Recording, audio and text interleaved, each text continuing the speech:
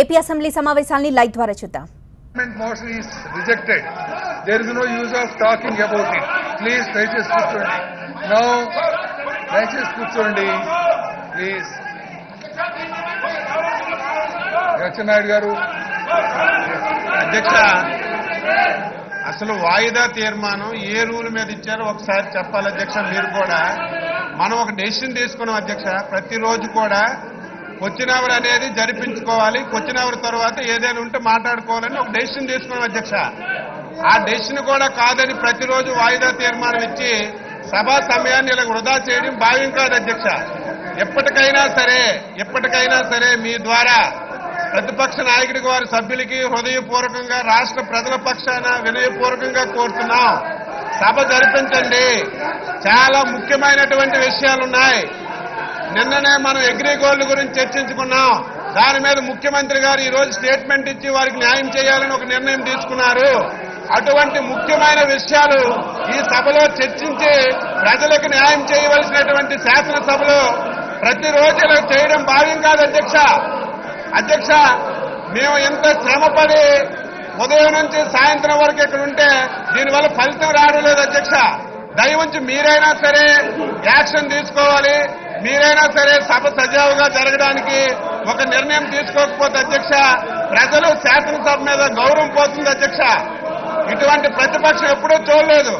ఒకవేళ ఎమోషనల్ గా ఏదైనా చేస్తే మీరో లేకపోతే సీనియర్ సభ్యులు ఎవరో చెప్తే వినేవాళ్ళు అధ్యక్ష. కానీ వితండవాదం ఈ రోజు జరిగిపోయినటువంటి విషయాన్ని, ఈ శాసనసభలో 5 సార్లు చర్చించినటువంటి విషయాన్ని మళ్లీ 8 రోజుల తర్వాత నేను ఉదయమే చెప్పాను, వీళ్ళకి ప్రత్యేక హోదా మీద చిత్తశుద్ధి ఉండుంటే 8 రోజుల వరకు దాన్ని ఊచెత్తలేదు అధ్యక్ష.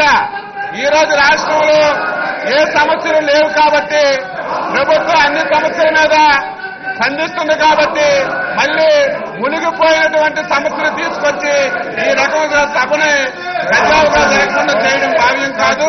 దయవుంచి ఎప్పటికైనా సరే ఇంపార్టెంట్ ఇష్యూ అగ్రిగోల్డ్ ఉంది. ముఖ్యమంత్రి గారు వచ్చి స్టేట్మెంట్ ఇస్తారు. దాని మీద మీరు కూడా సలహాలు ఇచ్చి వారికి న్యాయం చేయడానికి మనందరం ప్రయత్నం చేయాలి అధ్యక్ష. ఒకవేళ లేకపోతే మీరైనా సరే సభ సజావుగా జరగడానికి తగినటువంటి చర్యలు తీసుకోమని చెప్పి కోరుతున్నాం అధ్యక్ష. ప్లీజ్ అధ్యక్ష కూర్చోండి.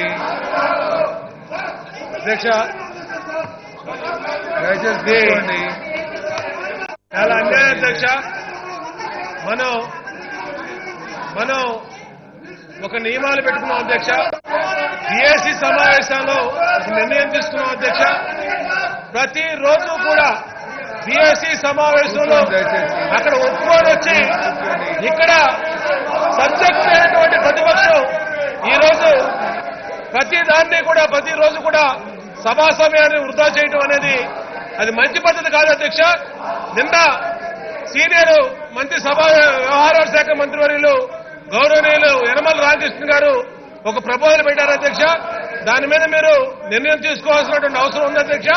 అట్లాగే అధ్యక్ష, గత కొన్ని రోజులుగా విజయవాడ కేంద్రంగా అగ్రిగోల్డ్ హెడ్ ఆఫీస్ గా ఉన్నటువంటి కేంద్రంలో అగ్రిగోల్డ్